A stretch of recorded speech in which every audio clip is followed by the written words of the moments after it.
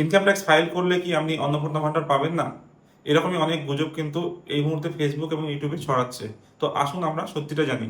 Income tax file করা আর income tax pay করা দুটো কিন্তু ডিফারেন্ট।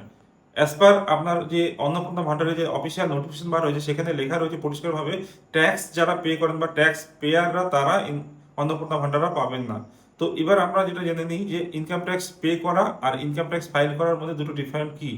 যারা ধরুন আমরা ব্যবসা রয়েছে লোন নেওয়ার জন্য ফাইল করে, বা আপনার কেউ ভিসা নেওয়ার জন্য, বা কেউ আপনার টিডিএস রিটার্ন করার জন্য অনেকে রিটার্ন ফাইল করে, তারা নির্দিষ্ট একটা স্ল্যাব থাকে। যেমন গত বছরের যেটা বলা হয়েছে 25-26 ফাইলের ম্যাক্সিমাম ইনকাম দেখানো ছিল, ট্যাক্সেবল ইনকাম ছিল 7 লাখ। সেখানে 7 লাখের নিচে যদি কারোর ইনকাম থাকে এবং সে যদি ইনকাম ট্যাক্স রিটার্ন ফাইল করে থাকে, তাহলে সে কিন্তু অন্নপূর্ণা ভান্ডার পাবে। বা যদি 7 লাখের ইনকামের উপর যদি কারোর থাকে এবং যদি সে ট্যাক্স পে করে থাকে, সে হচ্ছে অ্যাকচুয়াল ট্যাক্স পেয়ার। যে 7 লাখের বেশি ইনকাম এবং তার জন্য সরকারকে সে ট্যাক্স দিয়েছে, তারা কিন্তু অন্নপূর্ণা ভান্ডার পাবেন না। বাট নর্মালি টিডিএস রিটার্ন করার জন্য, লোন নেওয়ার জন্য বা নীল রিটার্ন দেখিয়ে ইনকাম ট্যাক্স ফাইল করেছেন, তারা সবাই আপনার অন্নপূর্ণা ভান্ডার পাবেন। তাই গুজবে কান দেবেন না, সঠিক তথ্য জানুন, সঙ্গে থাকুন, ভালো থাকবেন।